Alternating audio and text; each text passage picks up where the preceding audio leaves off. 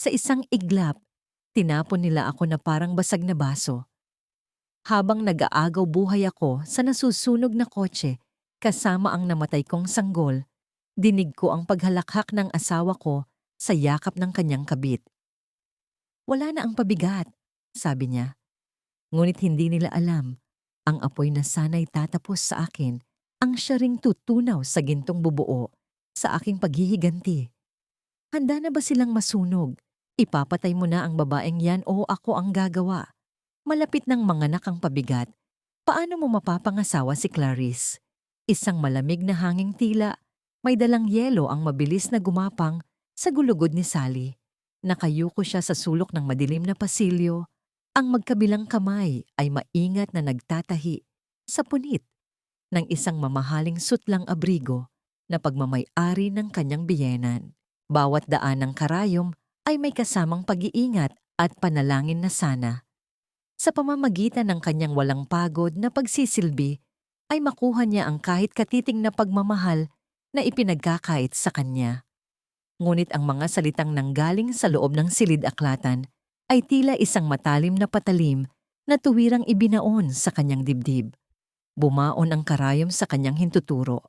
Isang patak ng mapulang dugo ang mabilis na kumalat sa puting tela, ngunit ni hindi niya naramdaman ang sakit sa kanyang balat. Ang tanging nararamdaman niya ay ang unti-unting pagkadurog ng kanyang mundo. Ang asawa niyang si Tharco, ang lalaking pinangakuan niya ng habambuhay na katapatan, ay nakatayo lamang sa loob ng silid at mahinahong sumasagot sa kanyang ina. Relax lang, ma. Inaayos ko na. Hindi na siya magiging problema bukas. Unti-unting dinala ni Sally ang kanyang nanginginig na palad sa kanyang umbok na tiyan. 7 buwan. 7 buwang daladala niya ang bunga ng pag-asang magiging buo ang kanilang pamilya. Para sa kanya, ang sanggol na ito ang tanging liwanag sa madilim at malamig na bahay ng mga Villanueva. Ngunit para sa kanila, isa lamang itong pabigat na sagabal sa pag-angat muli ng kanilang naghihingalong yaman. Isang matinding pait ang bumara sa lalamunan ni Sally. Gusto niyang sumigaw. Gusto niyang itanong kung bakit ganito kalupit ang tadhana. Ngunit tila ninakaw ng kawalan ng pag-asa ang kanyang boses. Sa sobrang panginginig ng kanyang mga kamay, nakawala ang hawak niyang ikiran ng sinulid. Gumulong ito sa makinis na sahig at tumigil mismo sa may nakabukas na pintuan. Natigilan ang mag-ina mula sa kanilang malagim na usapan. Mabilis na lumabas si Tharco mula sa silid at malamig na tinitigan ang kanyang asawang nakalugmok sa sahig. Walang anumang bakas ng pagsisisi o gulat sa kanyang mga mata, kundi isang pandidiri na tila nakakita ng isang dumi na matagal na niyang gustong walisin. Tiningala niya ang lalaki. Ang mga mata ay puno ng nagmamakaawang luha na hindi na kayang pigilan pa. Sa halip na tulungan siyang bumangon, matalim at walang pusong nagsalita si Tharco. Narinig mo naman pala. Utang na loob ng pamilya mo ang buhay mo sa amin, Sally. Binili namin ang karapatan sa buhay mo. Kaya kung gusto mong makabayad ng buo, mamatay ka na lang at huwag mo na kaming guluhin. Lumabas din si Doña Trivencia. Ang mukha ay nakabalot sa isang mapagmataas na ngiti na kabaligtaran ng kanyang mga pangaral sa simbahan tuwing linggo. Walang anumang pasintabi, lumapit ang matanda at mabilis na hinablot ang kwintas na may palawit na luntiang jade mula sa leeg ni Sally. Ito ang nag-iisang pamana ng kanyang namatay na ama. Ang huling alaalang nag-uugnay sa kanya sa pamilyang tunay na nagmamahal sa kanya. Ibalik niyo po yan? Parang awan niyo na.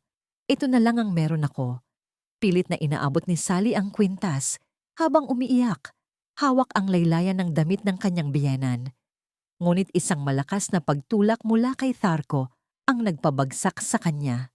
Hindi na niya nagawang ikontrol ang kanyang mabigat na katawan. Tumama ang gilid ng kanyang ulo sa matigas na kanto ng mesang gawa sa kamagong. Isang nakakapasong sakit ang mabilis na kumalat sa kanyang bungo. Nanlabo ang kanyang paningin habang mainit na dugo ang dahan-dahang umaagos mula sa kanyang sentido patungo sa malamig na sahig. Sa huling hibla ng kanyang ulirat, naramdaman niya ang magaspang na kamay ni Tharko na walang awang humila sa kanyang mga braso. Kaladkad siya palabas ng pinto sa ilalim ng madilim at walang bituing kalangitan, habang ang ina nito ay mahinahong nag-aayos lamang ng kanyang buhok na tila walang nangyaring karumal-dumal na krimen sa kanilang harapan. Si Sally ay pilit na ipinikit ang mga mata, yumakap ng mahigpit sa kanyang sinapupunan bilang tanging kalasag ng kanyang hindi pa isinisilang na anak. Nang muling magkamalay si Sally, isang matinding pagkahilo ang sumalubong sa kanya. Pilit niyang iminulat ang kanyang mabibigat na talukap at natumbok ng kanyang paningin ang kadiliman ng kalsada na mabilis na nilalamon ng mga ilaw ng sasakyan. Nakasakay siya sa loob ng isang lumang kotse na bumabaybay sa isang pababang kalsada sa gilid ng bundok. Wala siyang kasama sa loob. Umuugong ang makina sa labis na bilis.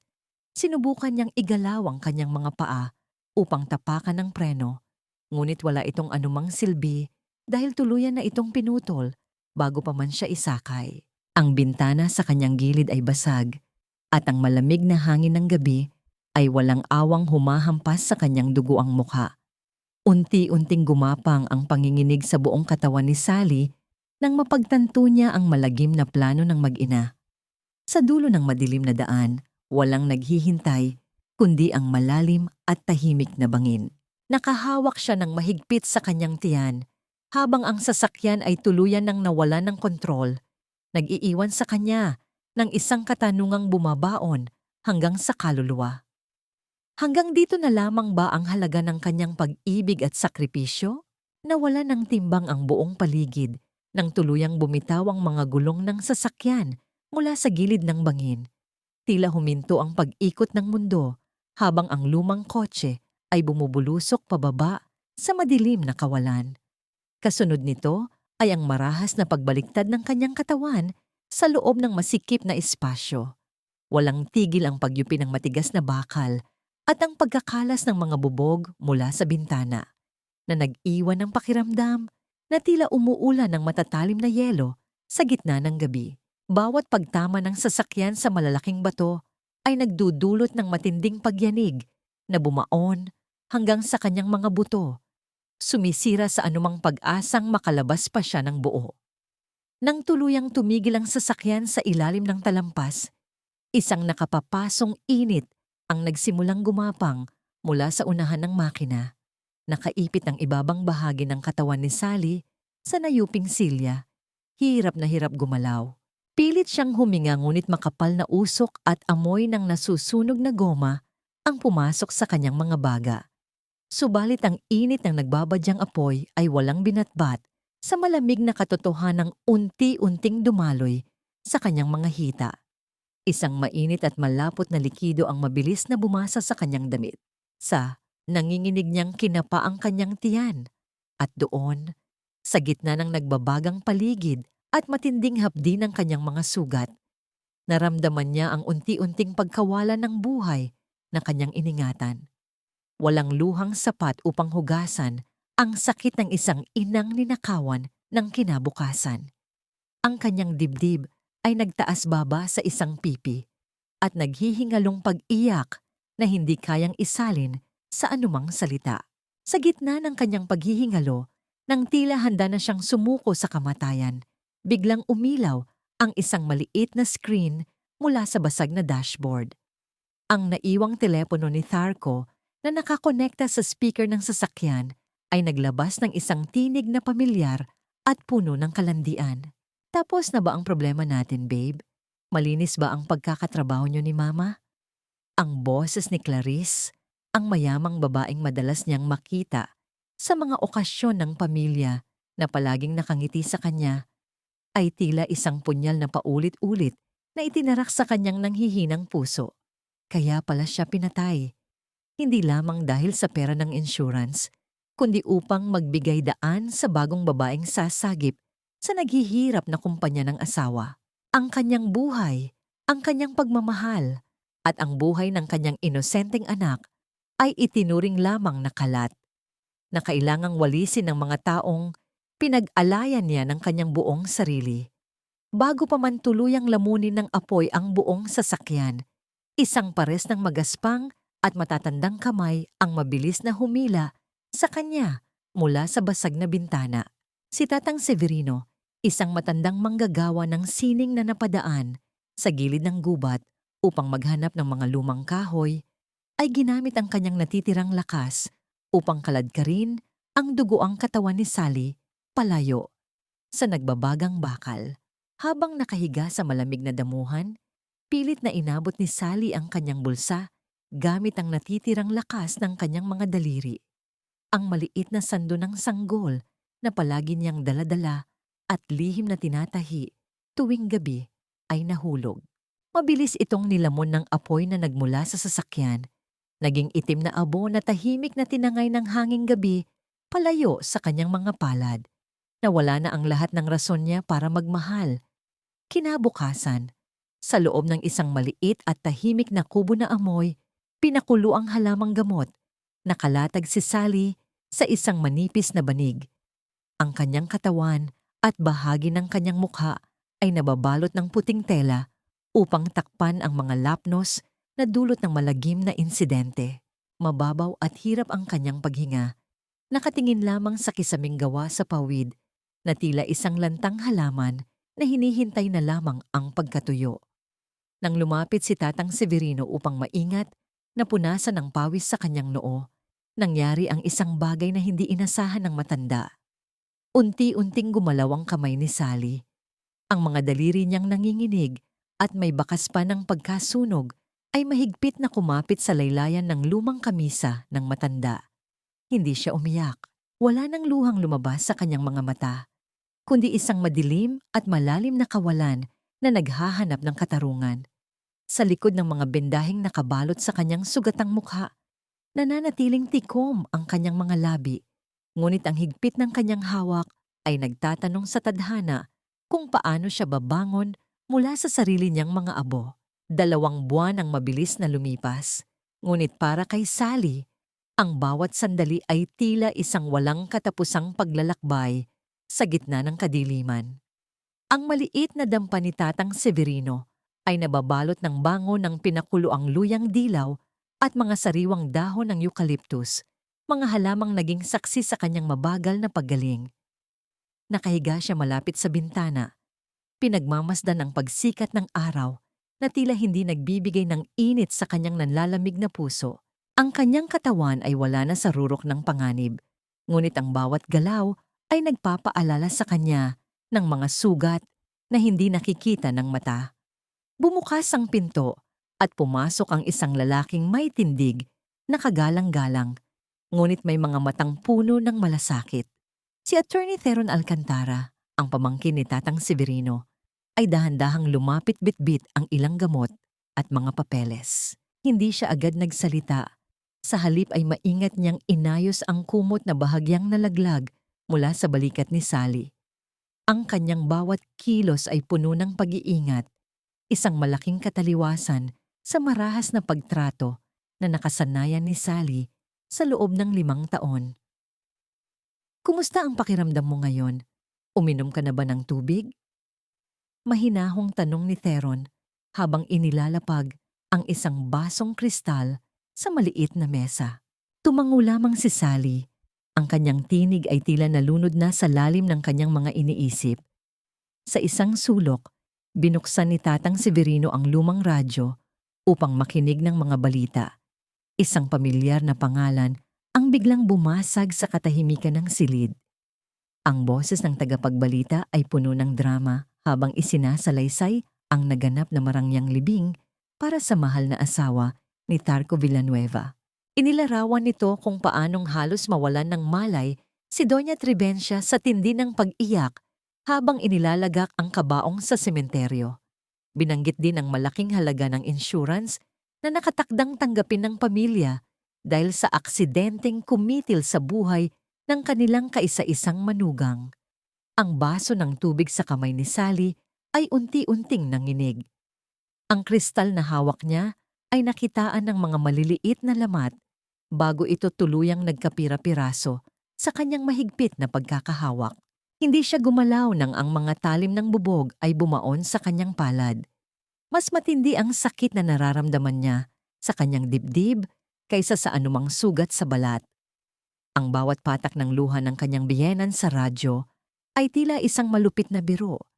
Isang pagsasayaw sa ibabaw ng puntod ng kanyang pangarap at ng kanyang namatay na anak. Mabilis na lumapit si Theron at kinuha ang kanyang mga kamay. Walang pag-aalinlangan niyang dinala ang mga sugatang palad ni Sally sa kanyang sarili. Maingat na tinatanggal ang bawat piraso ng baso gamit ang isang malinis na puting panyo. Huwag mo nang saktan ang sarili mo, Sally.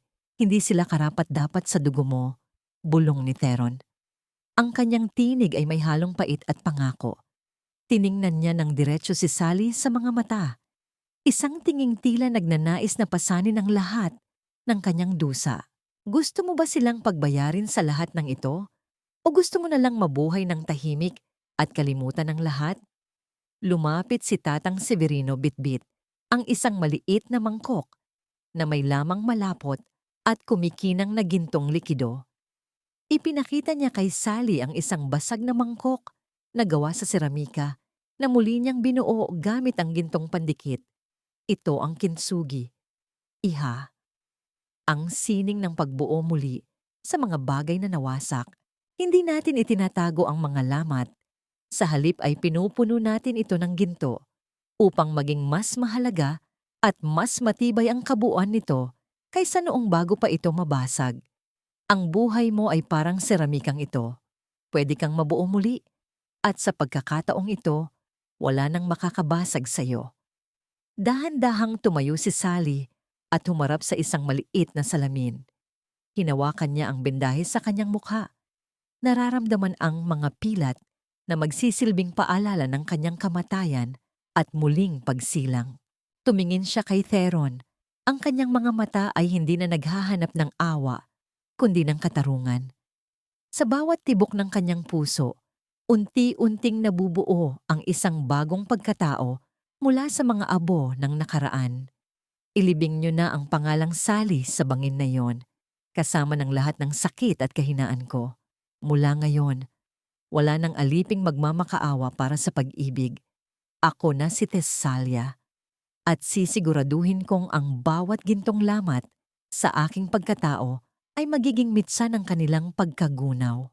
5 taon ang mabilis na lumipas sa ilalim ng mahabang anino ng nakaraan. Isang mahabang panahon ng pagtitiis, ng lihim na pag-iyak sa gitna ng gabi, at ng masidhing pag-aaral kung paano bubuuing muli ang isang pusong sadyang dinurog ng mga taong pinagkatiwalaan. Sa loob ng isang elegante at tahimik na silid sa Intramuros, na amoy mamahaling kahoy at lumang papel, nakatayo ang isang babaeng malayo na sa hitsura ng kaawa-awang Sally na itinapon sa bangin. Ang kanyang tindig ay puno ng awtoridad, suot ang isang itim na sutlang damit na bumabalot sa kanyang masiglang pangangatawan. Isang manipis na lambong ang bahagyang nakatakip sa kanyang mukha, sapat lamang upang magbigay ng misteryo at itago ang maliliit na paalala ng apoy na muntik nang tumapos sa kanya. Si Thessalia Reyes na ngayon ang kinikilala bilang pinakamahusay na dalubhasa sa pagpapanumbalik ng mga sinaunang sining at antigong kagamitan.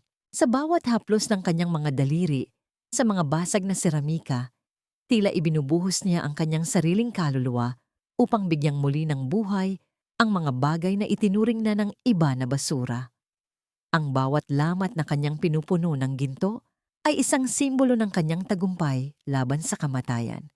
Isang marahang pagbukas ng pinto ang nagpalingon sa kanya. Pumasok si Attorney Theron Alcantara. Bitbit ang isang makapal na folder at isang tasa ng mainit na kape. Hindi nagbago ang kanyang malasakit. Sa nakalipas na 5 taon, siya ang nagsilbing matibay na haligi ni Thessalia, ang lalaking nanatili sa kanyang tabi sa bawat operasyon at sa bawat gabing binalot siya ng takot. "You look stunning today, Thessalia." Masayang bati ni Theron, bagaman may bakas ng pag-aalala sa kanyang mga mata. Inilapag niya ang kape at iniabot ang folder. Natanggap ko na ang report tungkol sa kumpanya ng mga Villanueva. Gaya ng inaasahan natin, bumabagsak na sila. Halos lahat ng kanilang ari-arian ay nakasangla na. At ang tanging nagpapanatili sa kanila sa itaas ay ang kanilang mga pekeng ngiti sa harap ng kamera. Kinuha ni Tesalia ang folder at binuklat ito. Nakita niya ang mga larawan ni Tharco at ng bago nitong asawa na si Clarice sa isang social event. Mukha silang masaya, ngunit bilang isang eksperto, nakikita ni Tesalia ang pagkabulok sa likod ng kanilang mga mamahaling hiyas. Ang matandang Doña Trivencia naman ay nananatiling reyna ng kanyang sariling imahinasyon. Patuloy na gumagastos ng perang hindi na nila pag-aari upang mapanatili ang dangal na matagal na nilang ibinenta sa dyablo. Samantala, sa loob ng mansyon ng mga Villanueva, ang hangin ay hindi na kasing presko ng dati. Sa halip na halimuyak ng mga rosas, ang bawat sulok ay tila amoy alikabok ng pagkabulok. Sa malawak na hapagkainan, ang pagtatalo ni Tharco at Clarice ay tila isang sirang plaka na walang katapusan. Bakit wala na tayong funds para sa party ko next month, Tharco? I need to show them na we are still at the top. Galit na sigaw ni Clarice habang iwinawagayway ang kanyang credit card na hindi na gumagana. Tumayo si Tharco, hilam ang mukha sa pagod at alak. Shut up, Clarice. Wala tayong pera dahil sa walang tigil mong paggastos. Ang laki ng utang natin sa bangko at kailangan nating makahanap ng paraan. Kung hindi, bukas pa lang ay nasa kalsada na tayo. Pumasok si Doña Trivencia sa silid. Ang kanyang mukha ay puno ng kolorete upang itago ang mga kulubot ng pagkabalisa. Ibahin niyo ang usapan. Utos ng matanda sa matalim na tinig. Mayroon pa tayong mga antigong kagamitan mula sa pamilya ni Sally na itinago ko sa bodega. Kung maibibenta natin ang mga ito sa isang international auction, makakakuha tayo ng milyon-milyon. Pero kailangan muna itong linisin at sertipikahan ng isang eksperto para tumaas ang presyo. Sino naman ang gagawa niyan? Lahat ng kakilala nating curators ay tinatanggihan na tayo dahil sa mga bali-balitang nalulugi na tayo, reklamo ni Tharco. May nahanap akong isa, sagot ng Donya habang ipinapakita ang isang business card sa ibabaw ng mesa. Si Tesalia Reyes. Sinasabing siya ang pinakamagaling sa bansa ngayon. Sadyang mailap siya sa mga kliyente, pero nagpadala ako ng email at sinabing meron tayong mga koleksyong hindi niya matatanggihan. Bumalik ang eksena sa opisina ni Tesalia. Isang maliit na liwanag ang kumislap sa monitor ng kanyang computer, nagpapahiwatig ng isang bagong mensahe. Dahan-dahang lumapit si Tesalia at binasa ang nilalaman nito. Ang pangalan ng nagpadala ay Tharco Villanueva. Humihingi ito ng appointment para sa isang pribadong konsultasyon tungkol sa pagpapanumbalik ng mga sinaunang hiyas at kasangkapan ng kanilang pamilya. Naramdaman ni Tesalia ang mabilis na pagtibok ng kanyang puso, hindi dahil sa takot, kundi dahil sa isang malamig at matinding pananabik. Hinawakan niya ang palawit na jade na suot niya sa ilalim ng kanyang damit.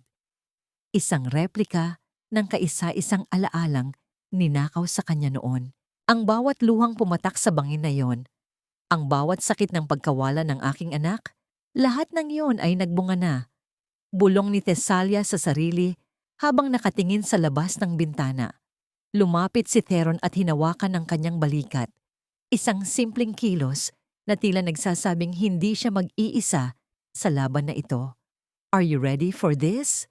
Mahinahong tanong ng lalaki. Tumingin si Tesalia sa kanyang sariling refleksyon sa salamin. Ang mga mata niya ay wala ng bakas ng pagiging biktima. Ang kislap ng ginto sa kanyang puso ay mas maliwanag pa sa anumang hiyas. Ready? Attorney, 5 taon ko itong pinaghandaan. Hayaan nating silang lumapit sa atin. Hayaan nating silang iabot ang sarili nilang mga leeg sa bitag na sila rin ang gumawa. Nakasandal sa kanyang malambot na upuan si Tesalia. Ang likod ay nakaharap sa malawak na pinto ng kanyang opisina. Ang kanyang mga mata ay nakapikit ng mariin. Pilit na pinatatahimik ang bawat sigaw ng galit na nagnanais kumawala mula sa kanyang dibdib. Naramdaman niya ang dahan-dahang pagbukas ng pinto, hudyat ng pagpasok ng dalawang panauhing matagal na niyang hinihintay sa kanyang mga panaginip na puno ng apoy at abo. Ang amoy ng mamahaling pabango ni Doña Trivencia ay agad na humalo sa hangin. Isang amoy na dati ay nagpapadama sa kanya ng takot. Ngunit ngayon ay nagbibigay lamang ng matinding pandidiri. Good morning, Miss Reyes. I am Tarco Villanueva, and this is my mother, Doña Trivencia. We are so honored na tinanggap mo ang aming request for a consultation. Ang boses ni Tarco ay puno ng labis na paggalang, malayo sa boses na huling narinig ni Sally sa madilim na pasilyo ng mansyon. 5 taon na ang nakalilipas. Dahan-dahang inikot ni Tesalia ang kanyang upuan. Ang manipis na lambong sa kanyang mukha ay sapat na upang itago ang mga pilat na hindi pa tuluyang nabubura ng panahon. Ngunit ang kanyang mga mata ay nananatiling matalim at malamig.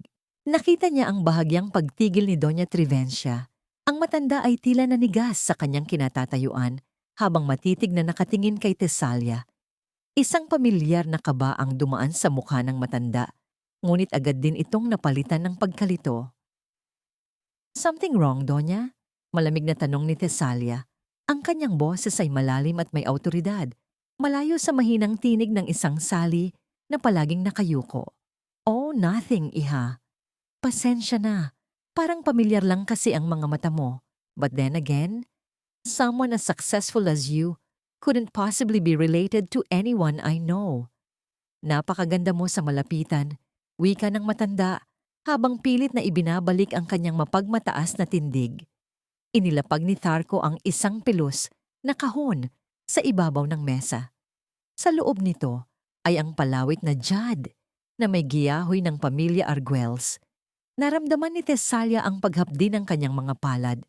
Ang kanyang mga kuko ay bumaon sa ilalim ng mesa upang pigilan ang sarili na sunggaban ang matanda. This jade is an heirloom from our ancestors, Miss Reyes.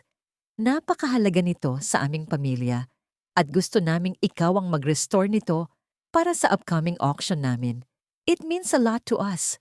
Pagmamalaki ni Doña Trivencia, isang kasinungalingan na tila isang lason na dumadaloy sa silid. Ngumiti ng bahagya si Tesalia, isang ngiting hindi umabot sa kanyang mga mata. Ancestors? I see. Minsan talaga, ang mga pinakamahalagang bagay sa buhay ay hindi natin namamalayan na ninakaw na pala natin sa iba. Aniya sa isang boses na may halong merienda ng panunuya. Sa gitna ng kanilang usapan, sadyang hinayaan ni Tesalia na mahulog ang isang mahalagang dokumento mula sa kanyang mesa. Mabilis na kumilos si Tarco, yumuko ito at lumuhod sa sahig upang pulutin ang papel at iniabot ito sa kanya nang may kasamang ngiti. Ang makita ang lalaking pumatay sa kanya na lumuluhod sa kanyang harapan.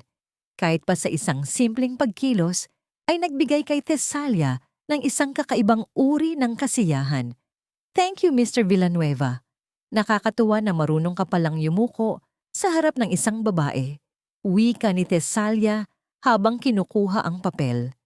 Eksakto namang pumasok si Attorney Theron Alcantara sa silid. Bit-bit ang isang kontrata.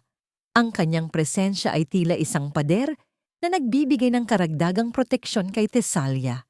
Lumapit siya at tumayo sa likod ng upuan nito. Ang kanyang kamay ay sandaling dumapo sa balikat ng babae. Isang tahimik na paalala na hindi siya nag-iisa. This is my legal counsel, Attorney Alcantara. He will handle the technicalities of our agreement. Pagpapakilala ni Tesalia. Habang nagbabasa si Theron, bahagyang inayos ni Tesalia ang kanyang buhok. Sadyang inilantad ang maliit na bakas ng pilat sa likod ng kanyang tainga. Nakita ito ni Tarco. Sandali siyang natigilan. Ang kanyang mga mata ay nanlaki habang tinititigan ang markang yon. Isang malamig na pawis ang lumabas sa kanyang noo. Ngunit agad din siyang napailing na tila itinataboy ang isang masamang panaginip. Imposible, bulong niya sa kanyang sarili. Miss Reyes, ang kontrata ay handa na. Ngunit may isang kondisyon si Miss Reyes na dapat ninyong sang-ayunan, seryosong wika ni Teron habang nakatingin sa mag-ina. Dahil sa taas ng halaga ng mga antigong ito, lahat ng gamit na ipagkakatiwala ninyo sa amin ay dapat manatili sa aming vault, dito sa Intramuros, sa buong panahon ng restorasyon. Hindi ninyo ito pwedeng ilabas hanggat hindi natatapos ang lahat. Nagkatinginan sina Tarco at Doña Trivencia. Para sa kanila, ito ay isang maliit na sakripisyo kapalit ng bilyon-bilyong halaga na makukuha nila sa auction. Nang hindi nag-iisip ng malalim, kinuha ni Tarco ang pluma at mabilis na nilagdaan ang kontrata. "It's a deal, Miss Reyes. We trust you completely," wika ni Tarco habang nakikipagkamay kay Tesalia. Nang magsara ang pinto at makaalis ang dalawa, unti-unting nawala ang ngiti sa mga labi ni Tesalia. Tiningnan niya ang kanyang kamay na bahagyang nanginginig pa rin. Lumapit si Teron at dahan-dahang hinawakan ang kanyang mga daliri. Pinapakalma ang bagyong namumuo sa loob ng kanyang pagkatao. Nagsimula na ang laro. "Teron, ibinigay na nila sa akin ang susi ng kanilang sariling kulungan," bulong ni Tesalia habang nakatingin sa kahon ng jade. Ngunit sa kabila ng kanyang tagumpay, isang tanong ang nanatiling nakasabit sa hangin. Hanggang kailan niya kayang panatilihin ang kanyang maskara bago tuluyang sumabog ang galit na 5 taon na niyang itinatago? Sa bawat pag-ikot ng oras sa loob ng kanyang tahimik na silid, ang plano ni Tesalia ay tila isang lason na unti-unting humahalo sa daloy ng dugo ng pamilya Villanueva. Hawak niya ang isang panulat, maingat na nilalagdaan ang mga palsipikadong dokumento ng pagtatasa na nagpapakita ng hindi kapani-paniwalang pag-angat ng halaga ng mga antigong kagamitan. Alam niya ang kahinaan ni Tarco at Doña Trivencia, ang kanilang walang kabusugang kasakiman. Sa pamamagitan ng pagbibigay ng huwad na pag-asa na muli silang magiging bilyonaryo, unti-unti niyang hinihila ang mga ito sa gitna ng bitag na kanyang inihanda. Nang hapong iyon, bumisita si Tarco sa kanyang syuong mock. Ang lalaki ay halatang masigla. Ang kanyang mga mata ay nagniningning sa tuwa habang tinitingnan ang mga pekeng sertipiko. "Miss Reyes, you are a miracle worker." Dahil sa mga documents na ito, ang mga investors ay muling nagtitiwala sa amin. "Akala ko talaga ay tapos na kami, but you saved us," wika ni Tarco habang pilit na humahawak sa kamay ni Tesalia bilang tanda ng pasasalamat. Mabilis na binawi ni Tesalia ang kanyang kamay. Ang kanyang balat ay tila napapaso sa bawat dampi ng balat ng lalaking pumatay sa kanyang nakaraan. "It's just business, Mr. Villanueva. Huwag kang magpasalamat hanggat hindi pa natatapos ang auction.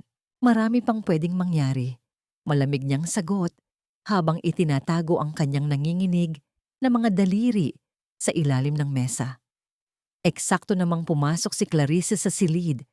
Ang kanyang mga takong ay lumilikha ng mabibigat na hakbang sa sahig na gawa sa kahoy. Ang kanyang mukha ay puno ng pagkainis at pagseselos habang nakatingin sa magandang eksperto na kausap ng kanyang asawa. "Tarco, bakit ka ba palaging narito?" "I thought we were going to the mall to buy my new bag." Reklamo ni Clarice. Ang kanyang boses ay tila isang matalim na huni na bumabasag sa katahimikan. "Clarice, can't you see I'm working? Miss Reyes is helping our family." "Huwag kang makialam dito," pabalik na sagot ni Tarco. Nang lumabas sandali si Tarco upang sagutin ang isang tawag, naiwan ang 2 babae sa loob ng silid. Lumapit si Tesalia kay Clarice. Ang kanyang boses ay naging malambot, ngunit puno ng nakatagong panganib. "Isang payo lang, Mrs. Villanueva. Sa mundong ito, ang mga taong mukhang pinakatapat ang siyang unang nangiiwan. Napansin ko lang kasi na si Doña Trivencia ay madalas magtanong tungkol sa mga passports at foreign accounts. Sigurado ka bang kasama ka sa mga plano niya para sa hinaharap?" Nanlaki ang mga mata ni Clarice. Ang binhi ng pagdududa ay agad na nag-ugat sa kanyang isipan. "Ano ang ibig mong sabihin?" "Wala naman. Napansin ko lang na mukhang naghahanda siya ng sarili niyang exit plan. Mahirap na ang maiwan sa ere kapag bumagsak na ang lahat Dagdag pa ni Tesalia bago siya tumalikod at nagkunwaring abala sa kanyang mga kagamitan. Nang gabing iyon, sa loob ng marangyang mansyon ng mga Villanueva, ang hangin ay tila naging mas mabigat. Ang bawat salita ay may dalang talim. Habang kumakain ng hapunan, hindi mapigilan ni Clarice na isipin ang sinabi ni Tesalia. Lihim siyang pumasok sa silid ng kanyang biyenan at hinalughog ang mga luma nitong drawer. Doon, sa ilalim ng mga tumpok ng mamahaling alahas, natagpuan niya ang isang asul na folder na naglalaman ng passport ni Doña Trivencia at isang flight ticket patungong Europa na nakapangalan lamang sa matanda. Dinala ni Clarice ang folder sa gitna ng hapagkainan. Isang marahas na pagbagsak ng folder sa ibabaw ng mesa ang nagpahinto sa pagkain ng mag-ina. Ano ito, ma? Iiwan mo kami? Akala ko ba we are a family? Galit na sigaw ni Clarice. Ang kanyang mukha ay namumula sa matinding galit. Tumayo si Doña Trivencia. Ang kanyang mukha ay nagdilim. Wala kang pakialam sa mga desisyon ko, Clarice. Pera ko ang ginagamit sa bahay na ito, kaya wala kang karapatang kwestiyonin ako. Huwag mo akong sigawan. Tarko, tignan mo ang nanay mo. Balak niyang itakas ang lahat ng pera mula sa auksyon at iwan tayo rito sa utang. Pagpapatuloy ni Clarice habang itinuturo ang matanda. Gulo ang isipan ni Tarko. Ang kanyang pasensya ay tuluyan ng naubos dahil sa panggigipit ng utang at ng ingay ng kanyang asawa. Isang malakas na hampas ng palad ang tumama sa pisngi ni Clarice na naging sanhi ng pagbagsak nito sa sahig. Tumahimik ang buong paligid. Ang tanging maririnig ay ang mabilis na paghinga ni Tarko na puno ng pagsisisi at galit. Clarice, tumigil ka na. Hindi ito ang tamang oras para sa drama mo. Sigaw ni Tarko. Hinawakan ni Clarice ang kanyang namumulang pisngi. Ang kanyang mga mata ay nagniningning sa galit at paghihiganti. Tumingala siya sa kanyang asawa at isang nakakatakot na tawa ang kumawala sa kanyang mga labi. Akala mo ba matatakot mo ako, Tarko? Akala mo ba hindi ko alam ang ginawa niyo ni Mama? 5 taon na ang nakalilipas.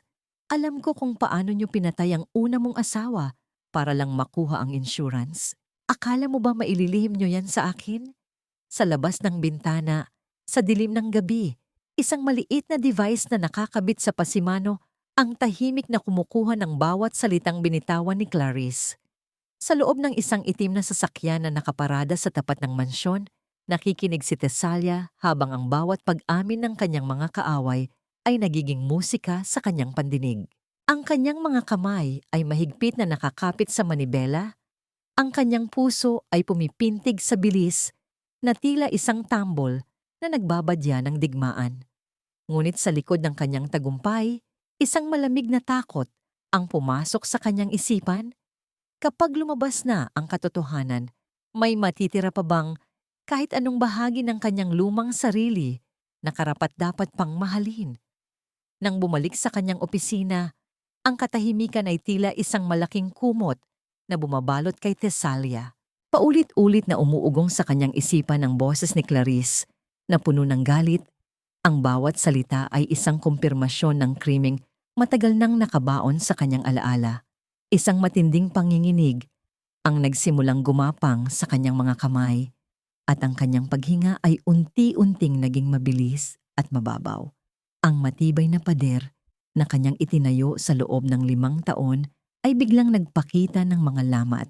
Bumalik ang imahe ng nasusunog na sasakyan, ang amoy ng kamatayan, at ang nakakapasong sakit ng pagkawala. Bumagsak siya sa sahig. Ang kanyang mga braso ay mahigpit na nakayakap sa kanyang sarili na tila sinusubukang pigilan ang pagguho ng kanyang buong pagkatao. Isang mabilis na pagbukas ng pinto ang nagpabaling sa atensyon ng kanyang katulong na agad na tumakbo upang tawagin si Teron. Ilang sandali lang, mabilis na pumasok ang abogado. Ang kanyang mukha ay puno ng matinding pag-aalala nang makita si Tesalia na nakaupo sa isang madilim na sulok, hirap na huminga. Hindi siya nagsalita. Sa halip, lumuhod si Teron sa kanyang harapan Ang mga mata niya ay kapantay ng sa kanya. Hindi siya lumapit upang yakapin siya dahil alam niyang ang anumang biglaang kilos ay maaring magdulot ng mas matinding takot. Sa halip, dahan-dahan niyang inilagay ang kanyang kamay sa sahig. Isang tahimik na paanyaya, isang tahimik na tanong kung papayagan ba siyang pumasok sa magulo niyang mundo. Nandito ka na, ligtas ka na, ako ang bahala. Ang kanyang boses ay malumanay at matatag. Paulit-ulit niyang sinasabi ang mga salitang yon na tila isang mantra na naglalayong itaboy ang mga multo ng nakaraan. Unti-unting napansin ni Thessalia ang init na nagmumula sa palad ni Theron. Dahan-dahan niyang inilipat ang kanyang nanginginig na kamay at ipinatong ito sa ibabaw ng kamay ng lalaki. Nang maramdaman ni Theron ang kanyang pagtanggap, doon lamang siya dahan-dahang lumapit. Kinuha niya ang mga kamay ni Thessalia na walang tigil na kumukurot sa sarili nitong mga braso at marahan niya itong hinawakan. Hindi nagtagal. Ang matibay na maskara ni Thessalia ay tuluyang gumuho. Ang mga luhang 5 taon niyang itinago ay nagsimulang dumaloy mula sa kanyang mga mata. Isang tahimik na ilog ng sakit, galit at pagod. Sumubsob siya sa balikat ni Theron. Ang kanyang katawan ay nanginginig sa bawat hikbi. Walang sinabi si Theron. Hinayaan niya lang na ilabas ni Thessalia ang lahat ng sakit na matagal na nitong kinimkim. Ang kanyang kamay ay marahang humahaplos sa buhok nito. Isang tahimik na presensya na nagbibigay ng kanlungan sa gitna ng unos. Ang init ng kanyang katawan ay tila isang kalasag na pumoprotekta sa kanya mula sa malamig na alaala ng nakaraan. Nang tuluyang humupa ang kanyang pag-iyak, nanatili silang nakaupo sa sahig. Ang katahimikan sa pagitan nila ay puno ng mga salitang hindi na kailangang bigkasin. Tumayo si Theron at bumalik na may dalang isang tasa ng mainit na tsaa na may halong chamomile. Iniabot niya ito kay Thessalia. Ang kanyang mga mata ay puno ng pagkaunawa. Alam niyang ang daan patungo sa paggaling ay mahaba at puno ng mga sugat na muling bumubukas, ngunit handa siyang samahan ito sa bawat hakbang. Nang gabing iyon, hindi umalis si Theron. Pagkatapos ihatid si Thessalia sa kanyang silid, kumuha siya ng isang upuan at tahimik na umupo sa labas ng pinto. Ang kanyang presensya ay hindi nakikita, ngunit sapat na upang maramdaman ni Thessalia na hindi na siya nag-iisa sa kanyang madilim na gabi. Sa ilalim ng sinag ng buwan na tumatagos sa bintana, napatingin si Thessalia sa kanyang mga kamay. Sa unang pagkakataon, hindi na niya nakikita ang mga pilat bilang tanda ng kanyang kahinaan, kundi bilang isang paalala na sa gitna ng pinakamatinding sakit, mayroong isang taong handang maghintay at maging kanyang ligtas na kanlungan. Kinabukasan, lumabas si Thessalia mula sa kanyang silid. Ang kanyang mga mata ay bahagyang namumugto, ngunit ang kanyang tindig ay muling naging matatag. Nakita niya si Theron na nakatulog sa upuan. Ang ulo ay bahagyang nakasandal sa pader. Isang maliit at totoong ngiti ang sumilay sa kanyang mga labi. Dahan-dahan siyang lumapit at inayos ang kwelyo ng damit ng lalaki.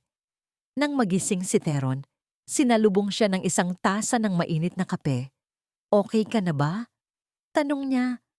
Ang boses ay bahagyang paos. Tumango si Thessalia. Ang kanyang mga mata ay puno ng bagong determinasyon. "Mas okay na ako ngayon at alam ko na kung ano ang susunod kong gagawin. Hindi sapat ang kulungan, Theron. Gusto kong maranasan nila ang parehong kahihiyan na ipinaranas nila sa akin. Gusto ko silang hubaran sa harap ng buong mundo at sisimulan ko na ito ngayon." Ang bawat araw na lumilipas ay tila isang dahan-dahang paghigpit ng lubid sa leeg ng pamilya Villanueva. At si Thessalia ang may hawak ng dulo nito. Sa loob ng kanyang malawak at malamig na opisina, pinagmamasdan niya ang mga papeles ng utang ni Natarko na lalong lumalaki sa bawat sandali. Ang kanyang mga mata ay walang emosyon habang tinitignan ang mga numero na magsisilbing hatol sa kanilang kamatayan sa aspeto ng yaman at dangal. Kasama niya si Theron na tahimik na nagbabasa sa kabilang panig ng mesa. Ang kanyang presensya ay nagsisilbing angkla ni Tesalia sa gitna ng namumuong bagyo. Nang dumating si Tarko sa opisina ni Tesalia, ang kanyang anyo ay hindi na kasing kisig ng dati. Ang kanyang mga balikat ay tila lulubog sa bigat ng mga problemang pananalapi, at ang kanyang mukha ay may bakas ng puyat at pagkabalisa. Miss Reyes, kailangan ko ng tulong mo. Ang mga bangko ay nagsisimula na kaming gipitin. Sinasabi nilang wala kaming sapat na collateral para sa mga bagong loans, wika ni Tarko. Ang kanyang boses ay may halong desperasyon na tila isang taong nalulunod at naghahanap ng kahit anong mahahawakan. Tumingin si Tesalia sa kanya nang may kunwaring malasakit. I understand your situation, Mr. Villanueva. But for this upcoming auction to be successful, we need international bidders. And to attract them, we need to host the grand auction in the most prestigious hotel. Ang budget para sa marketing at venue ay hindi biro. Wala na kaming ganoong kalaking cash, Miss Reyes. Lahat ng assets namin ay naka-freeze o kaya ay ginagamit na sa operations. Pagtatapat ni Tarko habang nakayuko. Dahan-dahang inilapag ni Tesalia ang isang folder sa harap ng lalaki. Mayroon akong kakilala sa isang private lending firm. Mabilis silang maglabas ng pondo, pero kailangan nila ng matibay na kasiguruhan. Ang mansion ninyo sa Forbes Park ang tanging bagay na may sapat na halaga upang punduhan ang auction of the century. Kung isasangla mo ito, magkakaroon kayo ng sapat na pera para gawing pinakamarangya ang event na ito. At kapag naibenta na ang mga antigong gamit sa bilyong halaga, mabilis nyo ring mababayaran ang lahat. Natigilan si Tarko. Ang mansyon ay ang huling simbolo ng kapangyarihan ng kanyang ina. Isang malaking sugal ang itaya ang kanilang tirahan. But Miss Reyes, what if something goes wrong? Panigurado niya. Ngumiti si Tesalia, isang nangiting tila lason na binalot sa asukal. Nothing will go wrong, Mr. Villanueva. Ang mga appraisal na ginawa ko para sa mga gamit ninyo ay higit pa sa sapat upang mabawi ang mansyon ninyo ng 10 beses. Isipin mo na lang ang mukha ng mga tao kapag nalaman nilang kayo na muli ang pinakamayaman sa bansa. Do you want to be a winner? Or do you want to lose everything now? Dahil sa silaw ng ginto at sa takot na mapahiya sa lipunan, nanginginig na kinuha ni Tarko ang panulat. Ang bawat linyang binuo ng tinta sa papel ay tila tunog ng isang pintong nagsasara habang ang susi ay itinatapon sa gitna ng karagatan. Nilagdaan niya ang mortgage papers nang hindi namamalayan na ibinibigay na niya ang huling kanlungan ng kanyang pamilya sa kamay ng babaeng minsan na niyang itinapon. Habang nagaganap ito, si Doña Trivencia ay nakaranas ng sarili niyang impyerno sa labas ng mansyon. Dumalo siya sa isang charity gala. Suot ang kanyang lumang mamahaling damit na pilit niyang pinaganda sa tulong ng mga sastre. Ngunit ang mga matatalas na mata ng mga dati niyang kaibigan ay hindi nalinlang. Ang hangin sa loob ng ballroom ay tila naging mas malamig nang magsimulang mag-usap-usap ang mga kababaihan sa paligid niya. Oh, Doña Trivencia, is that the same gown you wore 3 years ago? How vintage of you! Isang mapang-uyam na tawa ang sumunod mula sa isang mayamang ginang na dati ay nagmamakaawang maimbitahan sa bahay ng mga Villanueva. Ang matanda ay nanigas sa kanyang kinatatayuan. Ang kanyang mukha ay namula sa tindi ng hiya. Ang bawat sulyap at bulong ay tila mga latigo na humahampas sa kanyang pride. Nang sumubok siyang lumapit sa buffet table, sadyang lumayo ang mga tao sa kanya na tila may dala siyang sakit.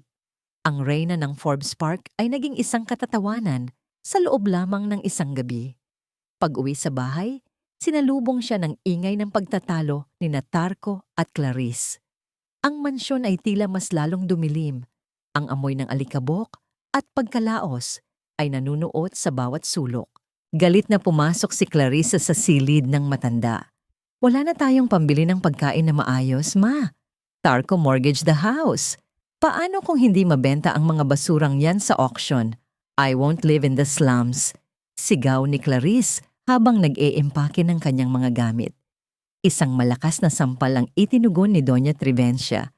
Ngunit ang kanyang sariling kamay ay nanginig pagkatapos. Tumigil ka! Ang auction na ito ang magliligtas sa atin. Tiis lang, Clarice. Sa lalong madaling panahon, lahat sila ay muling luluhod sa harap ko. Ngunit sa gitna ng kanilang kaguluhan, isang maliit na detalye ang hindi nila napansin.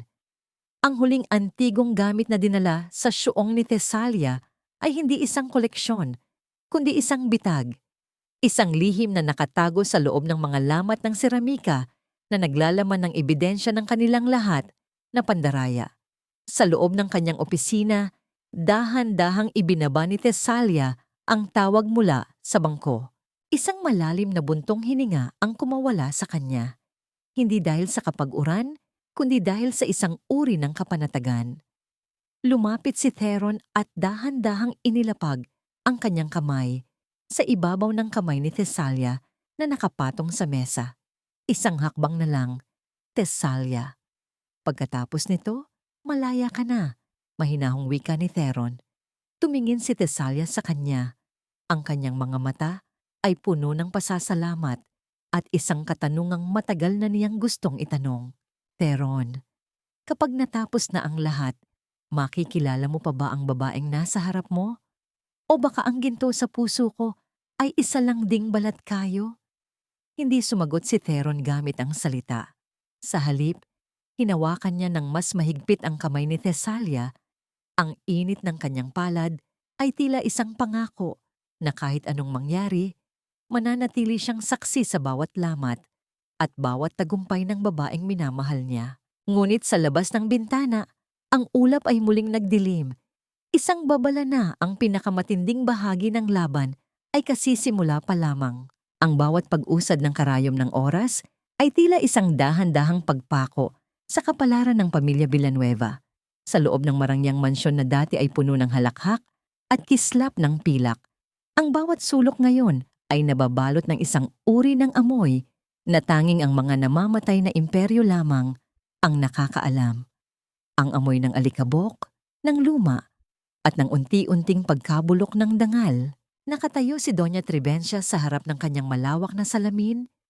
Pilit na iniunat ang mga kulubot sa kanyang mukha habang sinusubukang isuot ang isang mamahaling kwintas na hiram lamang niya mula sa isang kaibigang hindi pa nakakaalam sa kanilang tunay na kalagayan.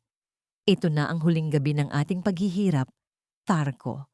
Bukas, sa gabing iyon ng subasta, muling luluhod ang buong Maynila sa harap ng mga Villanueva. I want everything to be perfect. Ang bawat guest list, ang bawat bulaklak, kailangang magmukhang bilyonaryo pa rin tayo. Ang matigas na utos ng matanda sa kanyang anak na nakaupo sa gilid ng kama, balisa at hindi mapakali. Tumayo si Tarko. Ang kanyang mga kamay ay nanginginig habang hinahawakan ang isang baso ng alak. Ma, isinangla na natin ang lahat. Ang mansyong ito na lang ang natitira. Paano kung hindi sapat ang makuha natin sa auksyon? Walang puwang ang takot sa pamilyang ito. Tarko, sigurado ang appraisal ni Miss Reyes. Siya ang pinakamagaling at nakita mo naman kung paano siya humanga sa ating mga koleksyon. Bukas, babawiin natin ang lahat, ang sagot ni Doña Trivencia habang isang mapang-uyam na ngiti ang sumilay sa kanyang labi. Isang ngiting tila naniniwala sa sarili niyang mga kasinungalingan. Samantala, sa loob ng kanyang tahimik na syuong mok, nakatitig si Tesalia sa huling piraso ng seramikang kanyang binubuo. Ang liwanag ng isang maliit na lampara ang tanging tumatanglaw sa kanyang mga daliri na may bahid ng gintong pandikit. Ang bawat haplos niya, salamat ng banga, ay tila isang paghaplos sa kanyang sariling mga sugat.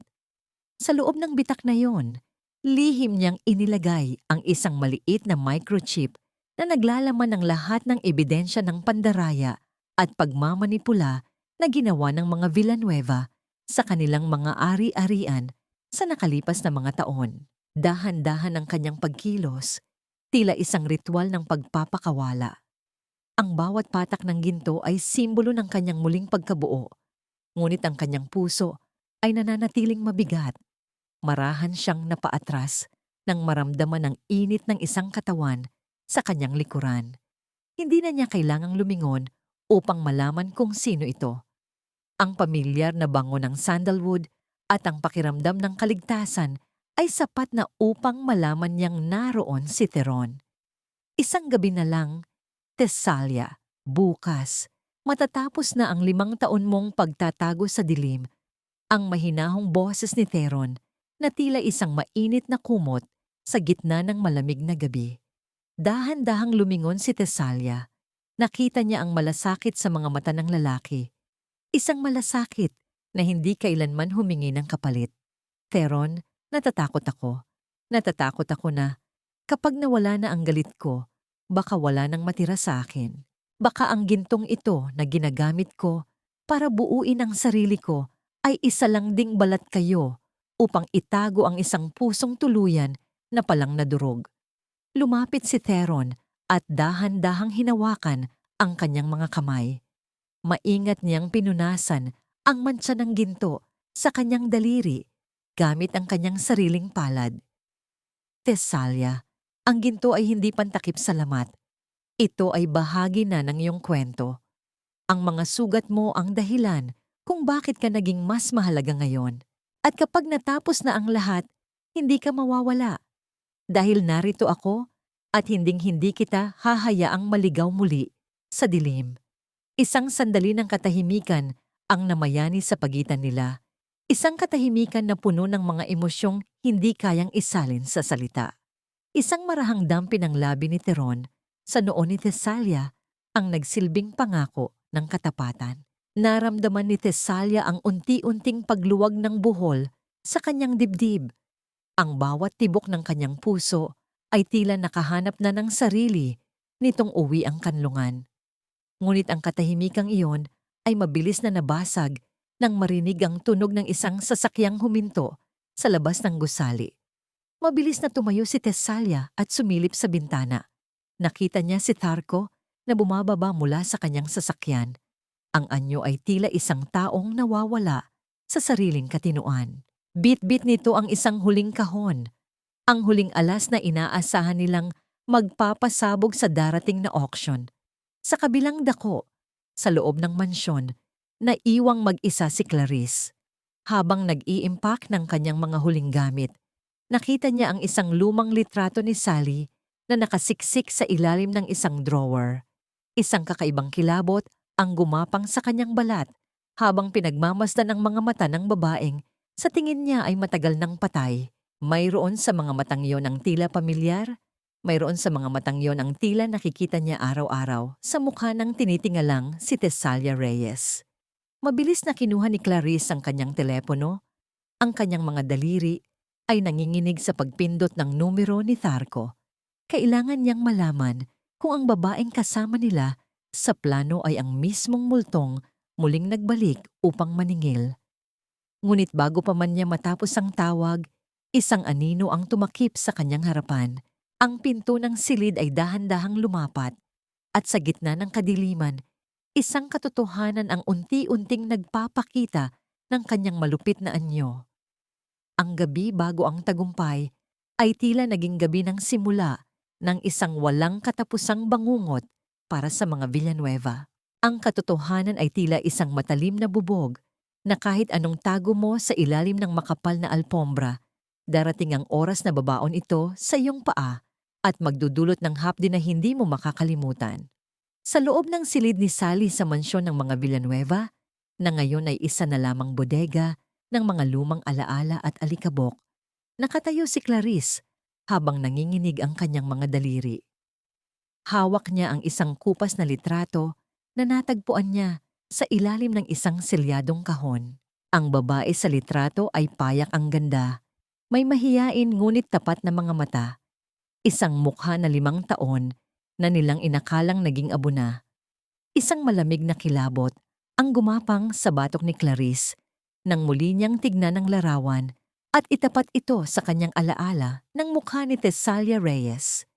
Ang kurba ng mga labi, ang hugis ng panga, at higit sa lahat, ang kislap sa mga mata. na tila may dalang lihim na bagyo. Napahawak siya sa kanyang dibdib. Ang bawat pagtibok ng kanyang puso ay tila isang mabilis na tambol na nagbababala ng isang paparating na sakuna. Hindi ito maaaring mangyari. Ang patay ay dapat nananatiling patay. Ngunit sa bawat segundo ng katahimikan, sa loob ng madilim na silid, lalong nagiging malinaw ang lahat. Ang babaeng kanilang tinitingala at pinagkakatiwalaan ay ang mismong multong muling nagbalik upang bawiin ang lahat. Mabilis siyang lumabas ng silid.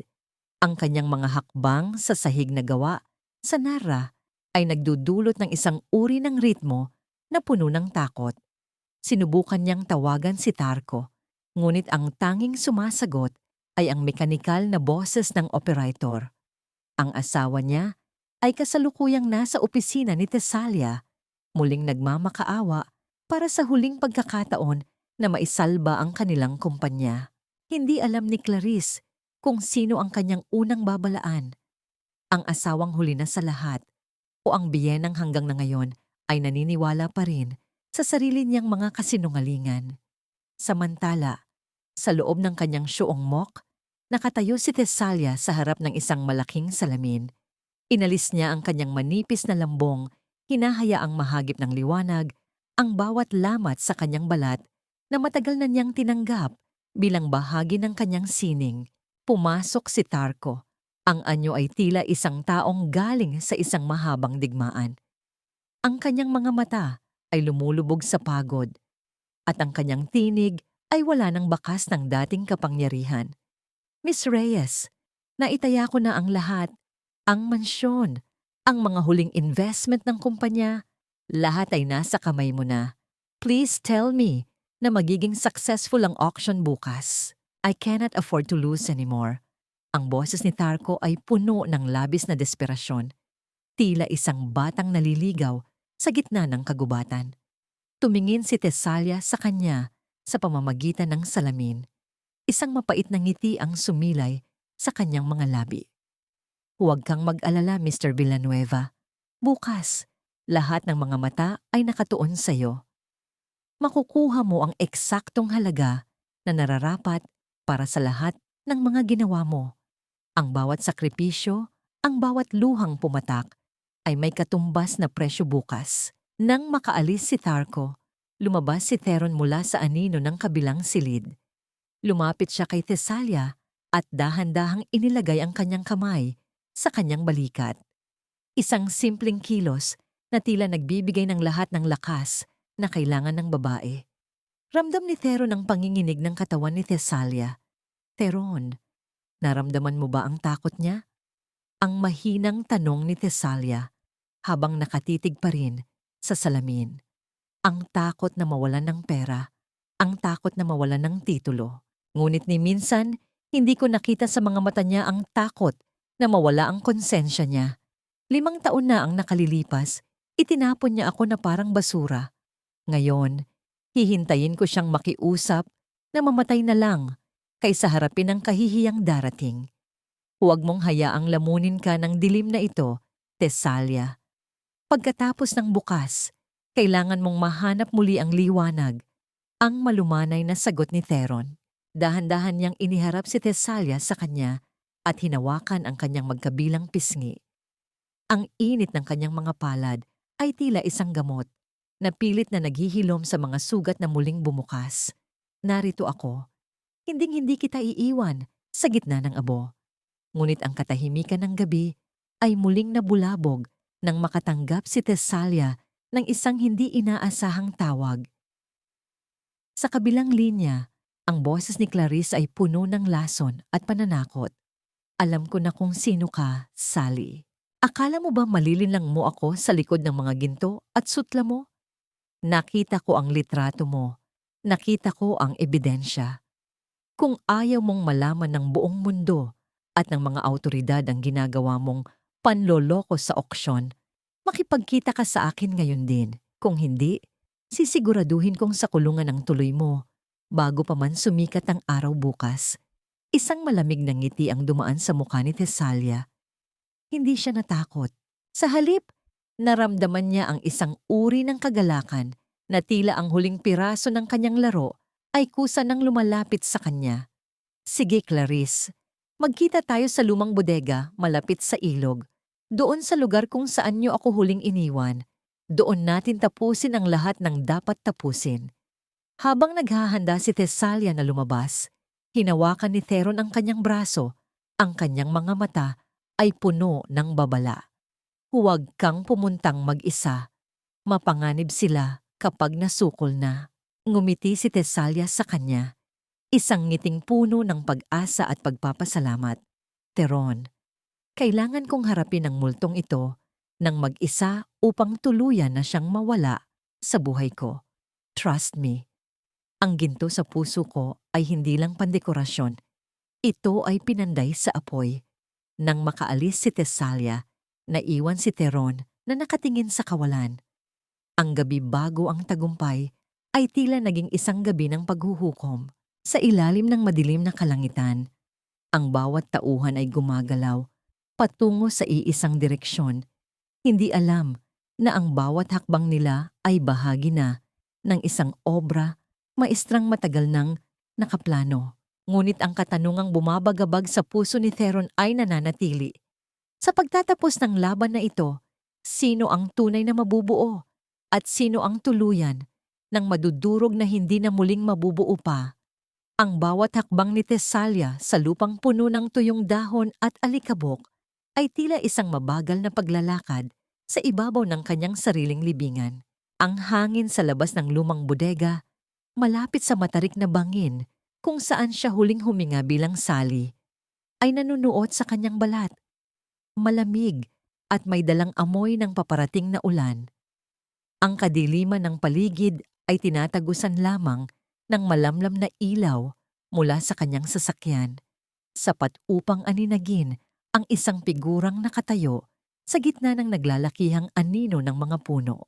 Naroon si Clarice, nakasandal sa isang kalawanging poste. Ang kanyang mga braso ay nakakross sa kanyang dibdib, habang ang kanyang mga mata ay nagniningning sa isang uri ng tagumpay na binalot ng takot. Hawak niya ang kupas na larawan, ang ebidensya na sa tingin niya ay magiging mitsa ng muling pagbagsak ni Thessalia.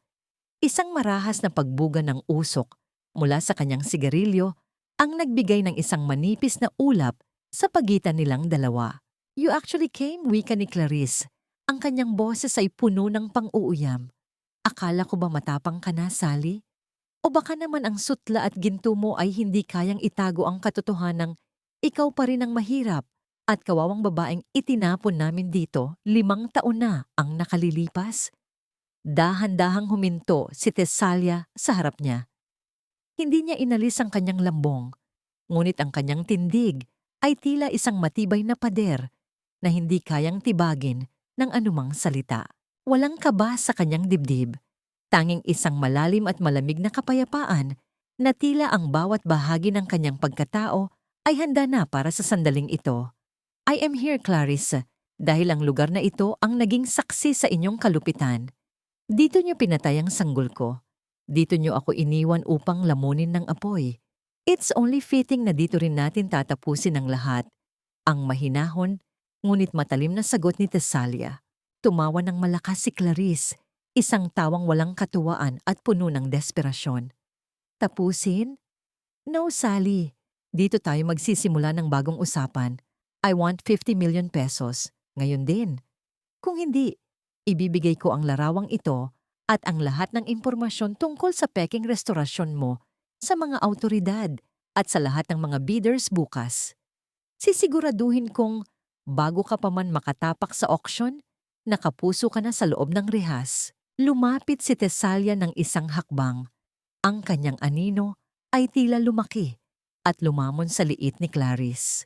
Dahan-dahan niyang kinuha ang kanyang telepono mula sa bulsa at pinindot ang isang baton.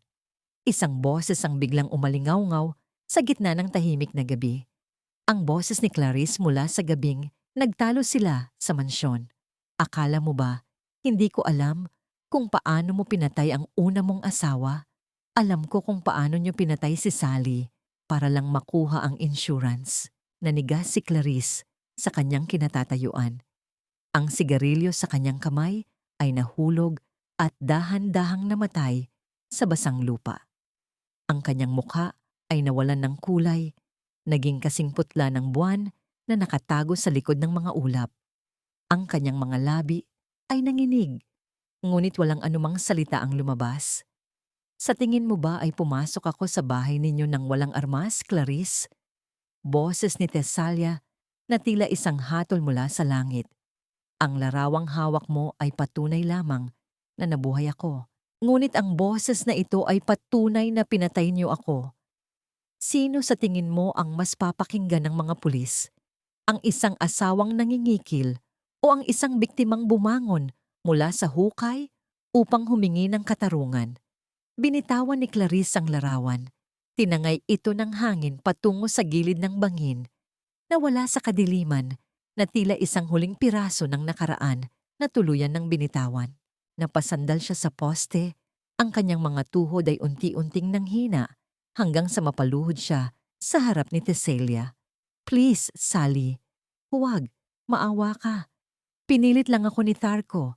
Si Doña Trivencia ang nagplano ng lahat. Gusto ko lang mabuhay ng komportable. Ang pagmamakaawa ni Clarice, ang kanyang boses ay basag na at puno ng mga hikbi. Tumingin si Tesalia sa kanya nang may halong pait at awa. Maawa?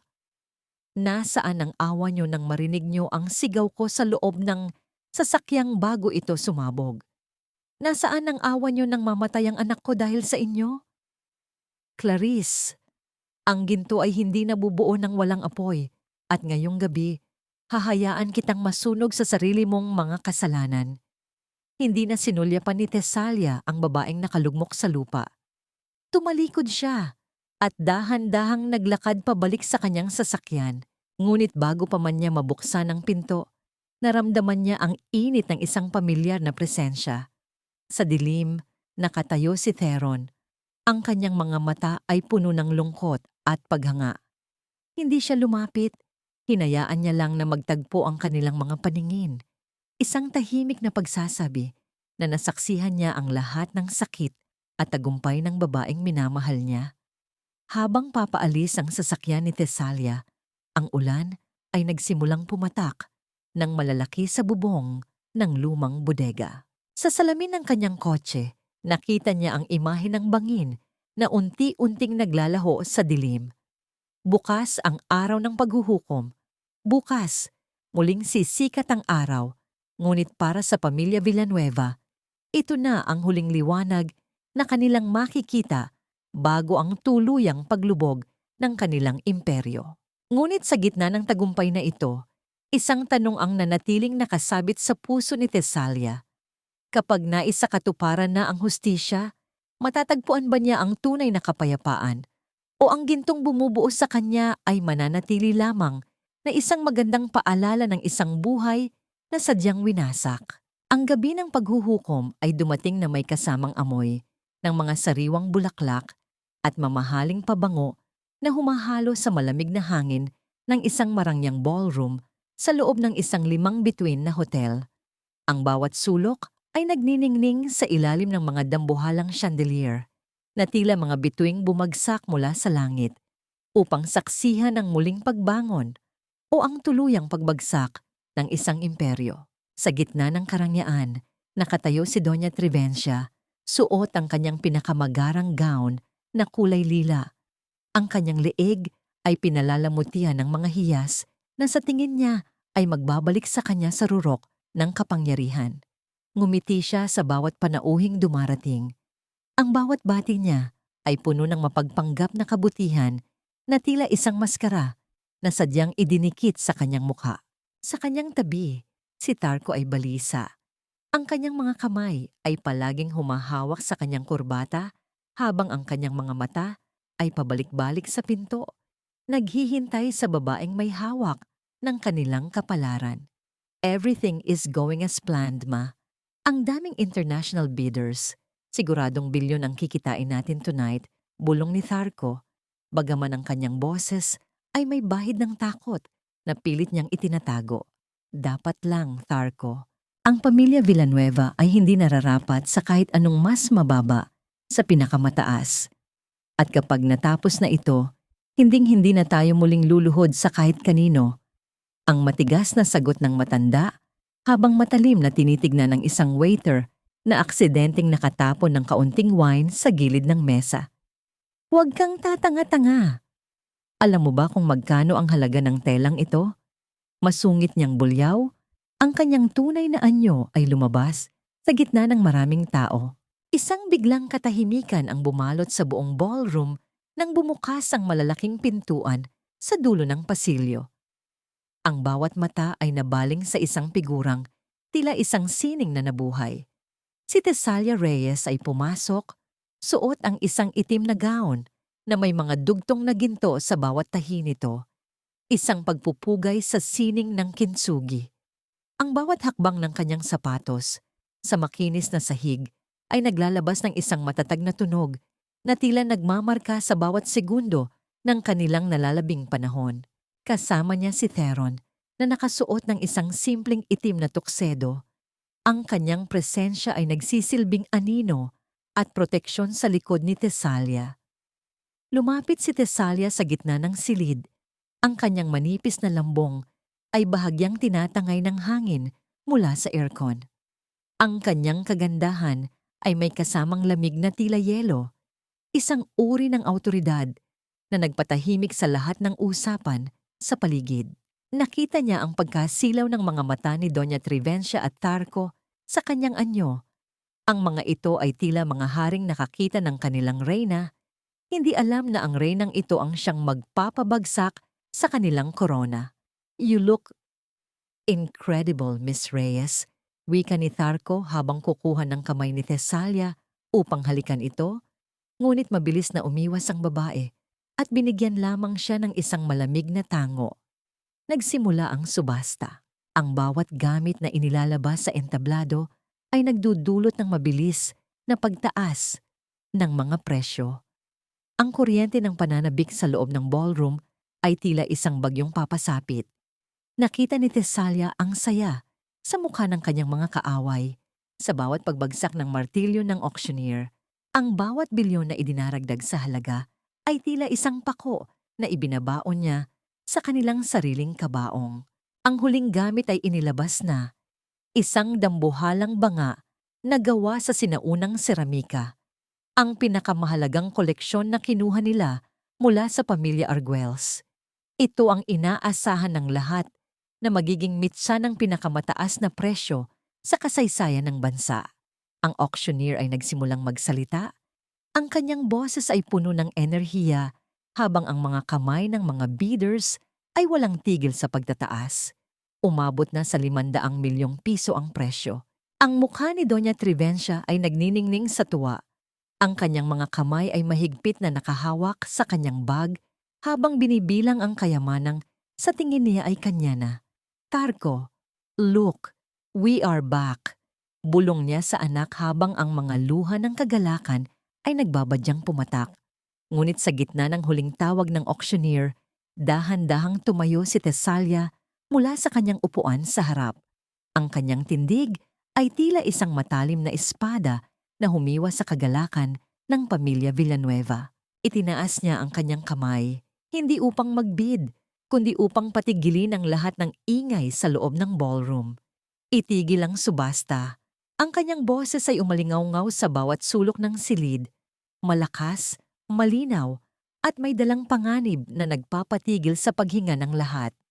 Ano ang ibig mong sabihin, Miss Reyes? Nalilitong tanong ng auctioneer habang ang martilyo ay nananatiling nakataas sa hangin. Tumingin si Tesalia ng diretso sa mga mata ni Doña Trivencia at Tarco na ngayon ay tila nanigas sa kanilang mga kinatatayuan. Ang mga gamit na ito, lalo na ang bangang iyan, ay hindi pag-aari ng mga Villanueva. Ang mga ito ay nakaw, at ang lahat ng sertipikong hawak ninyo ay ebidensya ng isang krimeng matagal nang itinatago. Isang matinding bulong-bulungan ang bumalot sa buong ballroom. Ang kagalakan sa mukha ni Doña Trivencia ay mabilis na napalitan ng isang matinding takot at galit. Anong sinasabi mo? Baliw ka ba? Sigaw ng matanda habang pilit na tumatayo. Ngunit ang kanyang mga tuhod ay nagsimula nang manginig. Hindi pa natatapos si Tesalia. Dahan-dahan niyang inalis ang kanyang lambong. Hinahayaang makita ng buong mundo ang kanyang mukha at ang maliit na pilat na nagsisilbing marka ng kanyang muling pagsilang. Ang kanyang mga mata ay nagniningning sa ilalim ng mga chandelier, hindi na bilang si Tesalia Reyes, kundi bilang ang babaeng pinagtulungang patayin ng pamilyang nasa harap niya. Ang subasta na ito ay hindi para sa inyong kayamanan. Ito ay para sa inyong paghuhukom. At ang katarungan para sa aking anak ay magsisimula ngayon din. Sa likod ng entablado, ang mga malalaking screen ay biglang bumukas, hindi upang ipakita ang presyo ng mga gamit, kundi upang ipakita ang mga dokumento at ang video ng kanilang mga lihim na pag-uusap. Ang katahimikan sa ballroom ay naging kasing bigat ng isang hatol na kamatayan.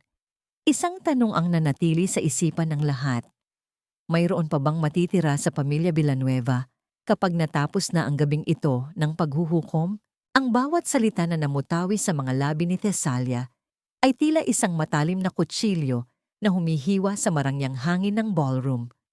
Ang mga dambuhalang chandelier na kanina lamang ay nagbibigay ng kislap sa mga hiyas ni na Doña Trivencia at Tarco. Ngayon ay tila mga saksi sa isang paghuhukom na hindi nila kailanman inakala. Isang matinding katahimikan ang bumalot sa buong silid, isang uri ng katahimikan na kasing bigat ng isang hatol na kamatayan, kung saan ang bawat paghinga ng mga panauhin ay tila naririnig sa bawat sulok. Lahat ng mga mata ay nakatuon sa malalaking screen na biglang nagpakita ng mga dokumento ng insurance fraud at ang lihim na usapan ni na Tarco at Clarice. Ang mga boses na lumalabas sa mga speaker ay malinaw at tila galing sa hukay.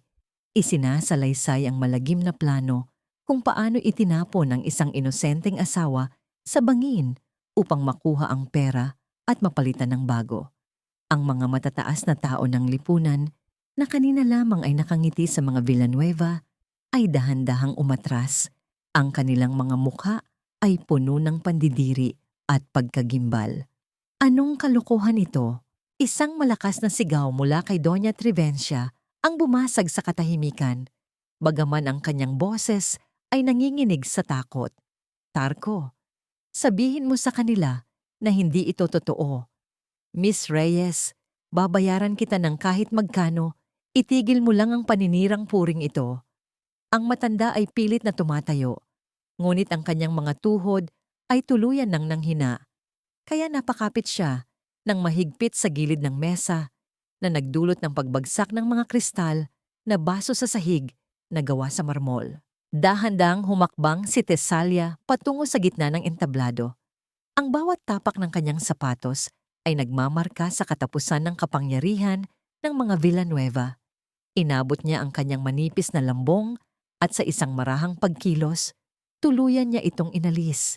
Ang liwanag ng ballroom ay tumama sa kanyang mukha.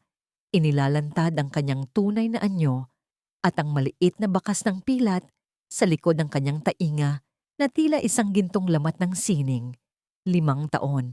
Tarco, hindi ba't sabi mo, ang buhay ko ay pambayad utang lang sa inyo? Na ang halaga ko ay mas mababa pa sa mga antigong gamit na ninakaw niyo sa ama ko? Ngayon, tignan mo ako ng diretso sa mga mata. Ako na ang maniningil ng lahat ng utang ninyo. Ako si Sally, ang asawang pinatay ninyo nang paulit-ulit sa loob ng mansyong iyon. Nanigas si Tarco sa kanyang kinatatayuan. Ang kanyang mukha ay nawalan ng kulay at naging kasing putla ng isang bangkay. Ang kanyang mga labi ay bumuka, ngunit walang anumang tunog ang lumabas. Tila nilunod ng matinding takot at pagsisisi ang kanyang boses. Ang kanyang mga mata ay nanlaki habang tinititigan ng babaeng nasa harap niya. Isang babaeng mas maganda, mas matapang, at mas makapangyarihan kaysa sa Sally na kanyang itinatwa. Imposible. Patay ka na. Patay ka na dapat. Ang tanging naibulong ni Tarco habang dahan-dahang umaatras, ngunit natisod siya sa sarili niyang paa at napaupo sa sahig. Isang anyo ng hapis at kahihiyan na nakita ng buong Gyoy Tuong Luo. Ang mga pintuan ng ballroom ay biglang bumukas ng malawak at pumasok ang mga awtoridad. Ang kanilang mga hakbang ay matatag at puno ng awtoridad. Lumapit si Theron sa tabi ni Thessalia. Ang kanyang kamay ay marahang dumapo sa likod nito. Isang tahimik na suporta sa gitna ng kaguluhan. Isang pares ng posas ang kumislap sa ilalim ng ilaw bago ito isinuot sa mga kamay ni Tharco na kanina lamang ay humahawak ng mamahaling alak. Doña Trivencia Villanueva at Tharco Villanueva, kayo ay arestado sa kasong frustrated murder, insurance fraud, at pagnanakaw ng mga koleksyong sining. Ang deklarasyon ng opisyal na bumasag sa huling pag-asa ng matanda. Isang matinding kahihiyan ang bumalot kay Doña Trivencia. Ang reyna ng Forbes Park ay nakitang hinihila ng mga pulis. Ang kanyang mamahaling gown ay exo-siksech at ang kanyang buhok ay nagulo. Ang mga dating kaibigan na kanina ay nagnanais na makipag-usap sa kanya ay tumalikod at nagtakip ng mga mukha. Ayaw madungisan ng dumi ng kanyang krimen. Ang buong imperyong itinayo sa kasinungalingan ay gumuho sa loob lamang ng isang gabi.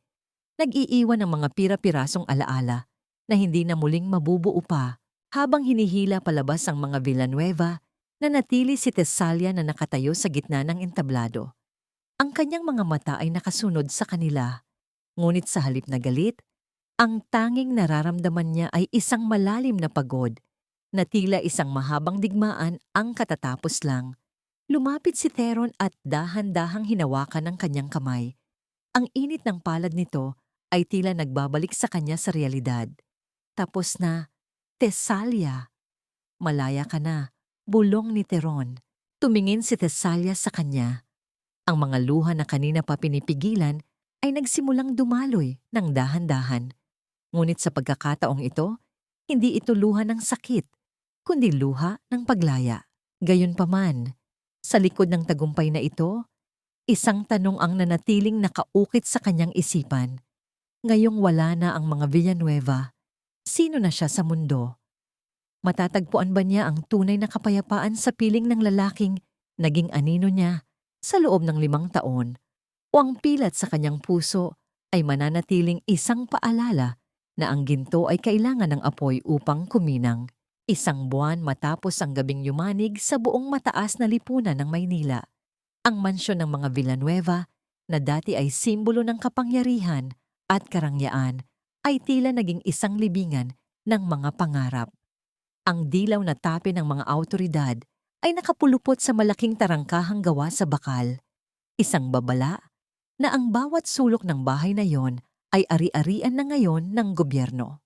Wala na ang mga mamahaling sasakyan sa garahe, wala na ang amoy ng mga imported na bulaklak, at wala na ang ingay ng mga marangyang piging. Ang tanging natira ay ang malamig na simoy ng hangin na nagdadala ng mga tuyong dahon sa bakuran na hindi na muling nilinis.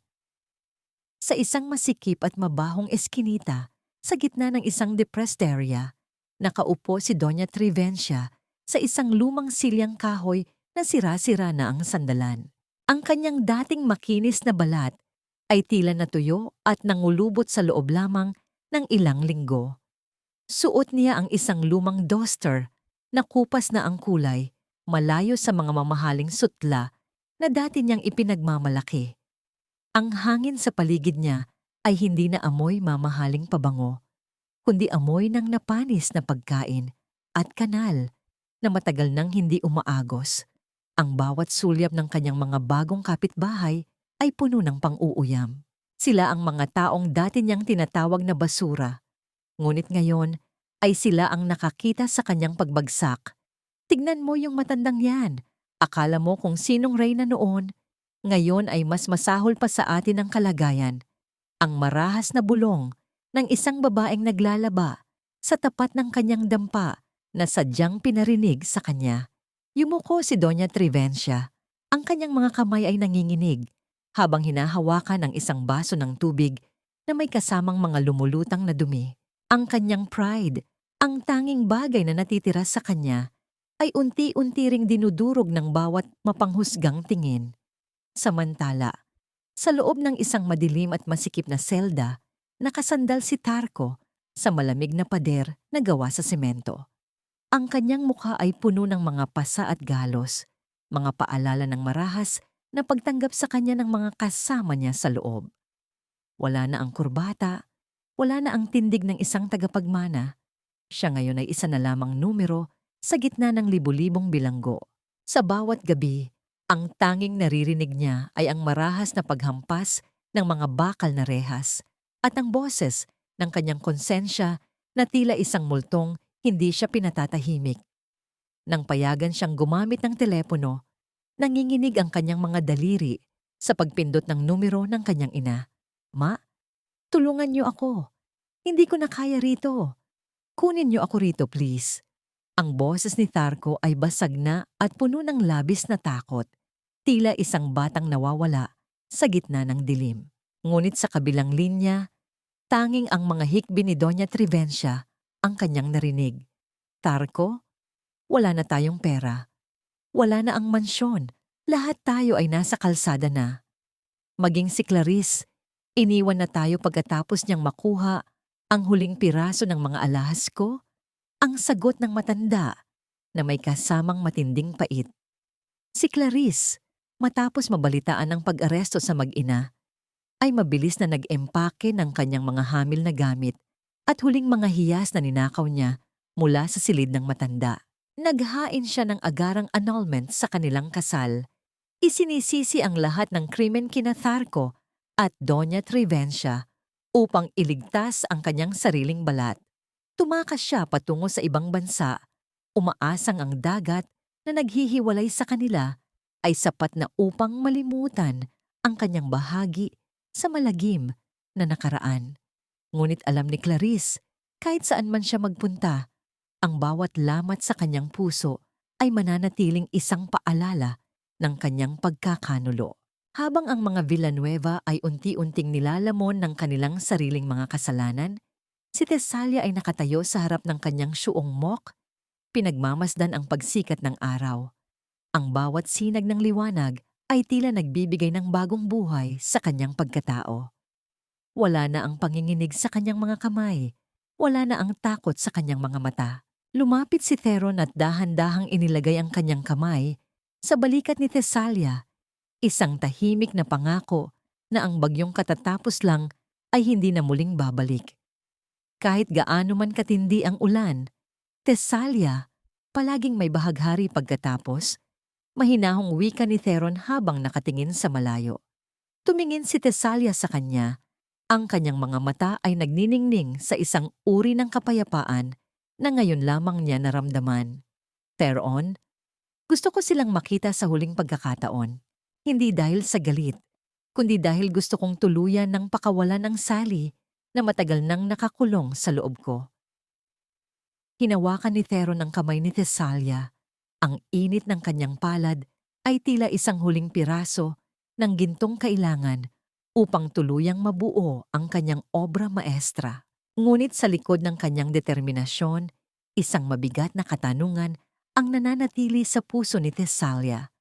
Kapag nagkaharap na sila sa huling pagkakataon, mayroon pa bang matitira sa kanyang puso na marunong magpatawad? O ang bawat lamat ay mananatili lamang na isang magandang paalala ng isang hustisyang sadyang kinuha sa gitna ng apoy? Sa loob ng malamig na silid ng visitation room ng pambansang bilangguan, ang hangin ay tila amoy ng gamot at semento na matagal nang hindi nasisikatan ng araw. Nakaupo si Tesalia sa harap ng makapal na salamin. Ang kanyang mga kamay ay mahinahong nakapatong sa kanyang kandungan. Ang bawat paghinga niya ay mabagal at matatag, malayo sa kaba na dati ay bumabalot sa kanya tuwing haharap sa mga Villanueva. Wala na ang lambong sa kanyang mukha. Hinahayaan niyang makita ng madilim na paligid ang kanyang mga pilat na ngayon ay tila mga dekorasyong ginto sa ilalim ng malamlam na ilaw. Maya-maya pa ay lumabas si Tarko mula sa madilim na pasilyo, nakasuot ng orange na uniforme ng bilanggo.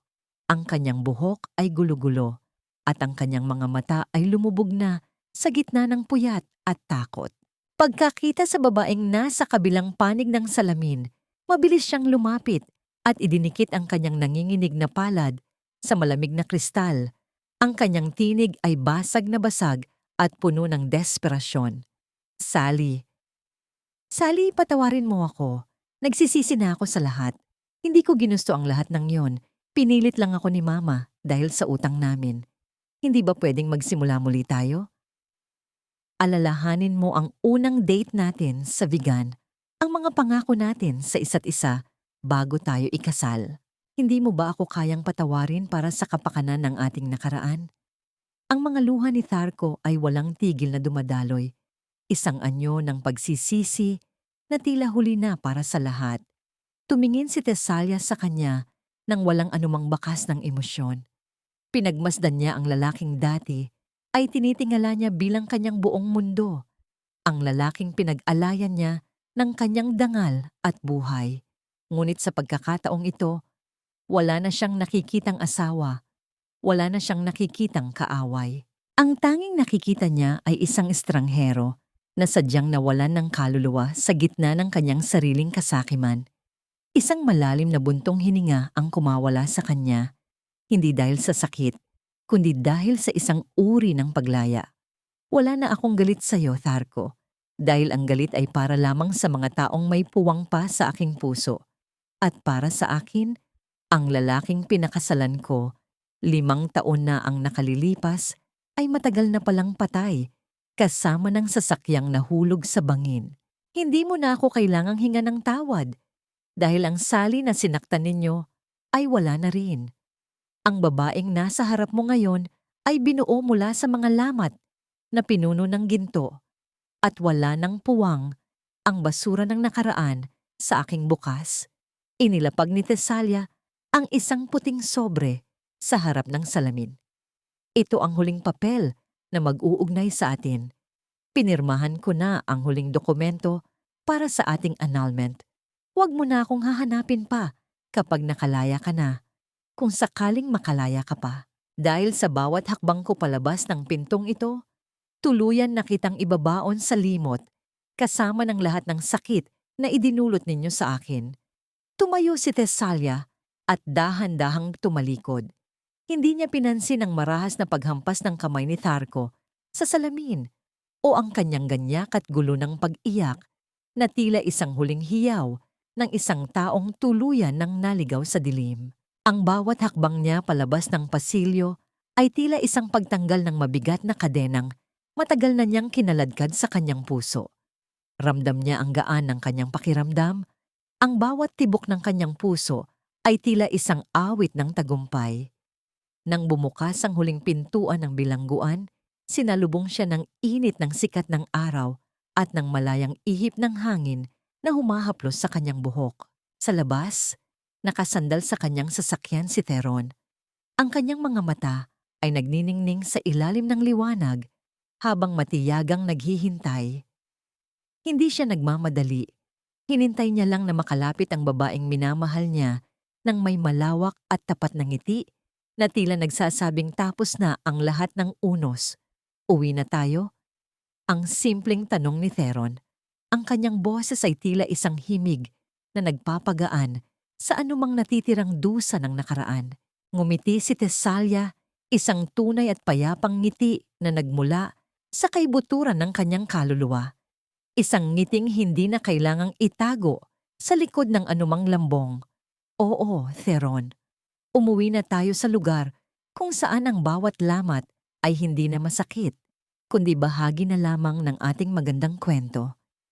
Hinawakan ni Theron ang kamay ni Tesalia at dahan-dahang idinikit ang kanyang noo sa noo ng babae. Ang kanilang mga daliri ay mahigpit na nagdaop, isang pagpapatunay na pagkatapos ng pinakamadilim na gabi, palaging may sikat ng araw na naghihintay para sa mga pusong natutong bumangon, mabuo muli at muling magmahal ng walang takot. 3 taon ang mabilis na lumipas mula nang gumuho ang pader ng kasinungalingan ng mga Villanueva. Ang bawat sandali ng katahimikan sa buhay ni Tesalia ay tila isang dahan-dahang pagpuno ng ginto sa mga lamat na iniwan ng kanyang masakit na nakaraan. Sa isang tahimik na sulok ng Vigan, kung saan ang mga kalsadang gawa sa bato ay nagsisilbing saksi sa kasaysayan, itinayo ni Thessalia ang kintsugi ng kababaihan, isang maliit na paaralan at syuong mok para sa mga babaeng nakaranas ng karahasan sa loob ng sarili nilang mga tahanan. Ang bango ng bagong tabas na kahoy at ang amoy ng basang luwad ay humahalo sa sariwang hangin ng umaga. Nagbibigay ng isang uri ng kapayapaan na hindi kailanman naramdaman ni Sally noon. Nakatayo si Thessalia sa gitna ng kanyang mga estudyante. Ang kanyang mga kamay ay may bahid ng gintong pandikit habang tinutulungan ng isang batang babae na buuuing muli ang isang basag na florera. Ang kanyang bawat kilos ay puno ng pasensya. Ang bawat salita ay may dalang inspirasyon. Hindi na niya itinatago ang kanyang mga pilat. Sa halip, hinahayaan niyang magsilbi itong paalala sa lahat na ang bawat sugat ay bahagi ng isang mas malaking sining ng katatagan. Ang mga sugat natin ay hindi tanda ng ating kahinaan, iha. Ito ay patunay na lumaban tayo at nanatiling buhay. Huwag mong ikahiya ang iyong mga lamat dahil iyan ang nagpapakita kung gaano kakahalaga. Ang malumanay na turo ni Thessalia habang pinagmamasdan ang unti-unting pagkabuo ng sining sa harap nila. Sa malayo, ang balita tungkol sa mga Villanueva ay tila isang malabong gunita na lamang. Si Doña Tribencia ay nananatiling mag-isa sa isang pampublikong pasilidad para sa mga matatanda, nakatitig sa kawalan at laging may hawak na isang lumang kwintas na wala ng anumang halaga. Si Tarko naman ay unti-unting tinatanggap ang habambuhay na pagkakakulong. Ang kanyang pangalan ay naging simbolo ng babala sa halip na kapangyarihan. Wala nang galit sa puso ni Thessalia para sa kanila. Napatawad na niya ang kanyang sarili sa pagiging marupok noon. At ang kapatawarang iyon ang naging huling susi upang tuluyan niyang mabuksan ang pinto ng kanyang bagong buhay. Isang marahang pagbukas ng tarangkahan ang nagpalingon sa kanya. Pumasok si Theron, ang kanyang asawa at katuwang sa lahat ng bagay. Hindi nagbago ang kanyang mga mata. Puno pa rin ito ng lihim na paghanga at tapat na pagmamahal. Bit-bit niya ang isang basket ng mga sariwang prutas at isang maliit na bungkos ng mga bulaklak na pinitas niya mula sa kanilang sariling hardin. Lumapit siya kay Thessalia at dahan-dahang inilapag ang kanyang kamay sa baywang nito. Isang simpleng kilos na tila nagsasabing narito pa rin siya at hinding-hindi aalis. Tapos na ba ang klase ng aking magandang guro? Masayang tanong ni Theron. Ang kanyang boses ay tila isang pamilyar na himig na nagpapangiti sa puso ni Thessalia. Ngumiti si Thessalia at sumandal ng bahagya sa dibdib ng lalaki. Ninanamnam ang init ng presensya nito. Tapos na, "Attorney, handa na akong umuwi." Habang naglalakad sila pauwi, ang kanilang mga daliri ay mahigpit na nagdaop. Ang mga singsing sa kanilang mga daliri ay kumikinang sa ilalim ng papalubog na araw. Ang langit ay nababalot ng kulay kahel at lila, isang perpektong sining na sadyang ipininta ng tadhana. Sa bawat hakbang, naramdaman ni Thessalia ang tunay na kahulugan ng pagiging buo, ang bawat lamat, ang bawat sakit, at ang bawat luha ay naging gintong tahi na nagdugtong sa kanyang nakaraan patungo sa isang hinaharap na puno ng pag-asa. Natutunan ni Thessalia na ang pag-ibig ay hindi pala dapat humihingi ng sakripisyo ng sariling dangal. Ang tunay na pag-ibig ay ang siyang nag-aalaga sa iyong mga sugat hanggang sa maging ginto ang mga ito. Sa dulo ng kanyang paglalakbay, hindi lamang niya nahanap ang katarungan, nahanap niya ang kanyang sarili, mas matibay, mas mahalaga, at mas handang magmahal ng walang anumang pag-aalinlangan. Ang buhay niya ay isa ng ganap na obra maestra, isang kintsugi ng puso na kailanman ay hindi na muling mababasag ng anumang bagyo.